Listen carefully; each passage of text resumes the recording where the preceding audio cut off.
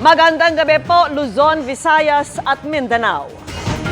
Wasak ang kamay at naputulan ng daliri ang isang 13 gulang na babae matapos masabugan ng 5-star na paputok. Dahil naman sa boga, kaya nalapnos ang isang bata at naputokan naman sa mata ang isa pa. Halos 70 na ang naitalang firecracker-related injuries. Nakatutok si Marisol Abduraman. Sa Philippine Orthopedic Center, ang bagsak ng 13 taong gulang na babaeng batang ito na nasabugan ng 5-star kagabi. Ang bata, nawasak ang kaliwang kamay at naputol ang ilang daliri. Yung left hand niya ay wasak talaga. Etong gitna sa kanyang palasingsingan, litaw na po yung buto eh.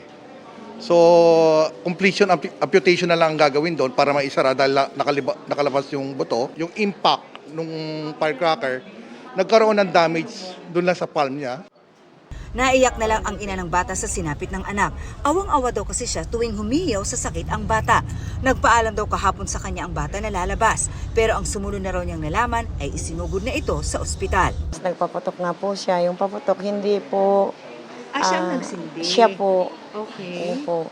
Tapos siya po ang nagsindi. Kaso nung itatapon na po niya yung paputok, hindi daw po nawala, natanggal sa kamay niya. Dumikit daw po. Nagulat na lang po siya na sumabog na sa kamay niya. Sabi po din niya na medyo nakainom daw po sila. Ang bata, labis daw na pinagsisisihan ang nangyari at hindi na raw uulit na magpaputok. Ito na ay ikalawang kaso ng mga nabiktima ng paputok dito sa orthopedic. Sa Tondo Medical Center naman, sunog at lapnos naman ang balat sa binti at hita ng 12 taong gulang na batang ito matapos masabugan naman ng iligal na boga. Matapos mabigyan ng paunang lunas, na-discharge din naman ang bata. Patient has 10% burn, so we noted the burns on the legs and extremities of the patient. Second-degree burn po, ma'am, sa patient. Sa ngayon, 4 na ang firecrackers-related incident sa Tondo Medical Center.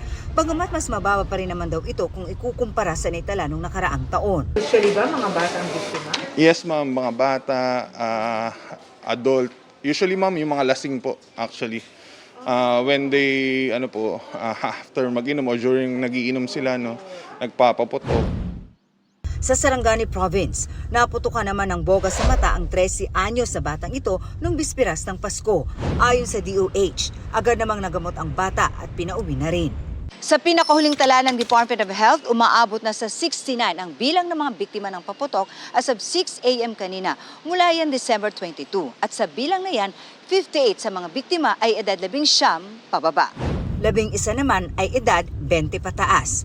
Boga, 5-star at Piccolo ang nangungunang sanhi ng firecracker-related injuries. Ang Department of Health nagtaas na ng Code White noong pang December 21. Ibig sabihin, dapat handa silang tumugon sa mga emergencies tulad ng mga nasabugan ng paputok. Ang Philippine Orthopedic Center at ang Tondo Medical Center nakaredy na ang mga gamit sa pagresponde sa mga firecracker victims. Ang mga gamit niya pang-opera, naka-ready na lahat. Mga pins, pandugtong sa mga nabaling buto, mga wires, yan lahat. Handang-handa na nga ang Tondo Medical Center sa pagsalubong sa bagong taon sakali nga na meron mga dalhin dito na mapuputukan ng mga firecrackers. So, ayan ready na yung kanilang, anong tawag sa mga ganito Ito yung mga gloves natin, ma'am, tapos mga sutures. And then we have our gigliso. And then bone cutter po, para sa mga naputukan sa kamay. Oh my If God, ever bone kailangan. cutter. Then, Tsaka napansin natin, meron din silang nakahandang mga itlog. Dok, bakit po may itlog kasama sa preparation? usually, pag nakakalunok po yung mga patient ng mga paputok, usually nagbibigay po tayo ng itlog na white to avoid further poisoning po. Para sa GMA Integrated News, Marisol Abduraman, nakatuto 24 oras.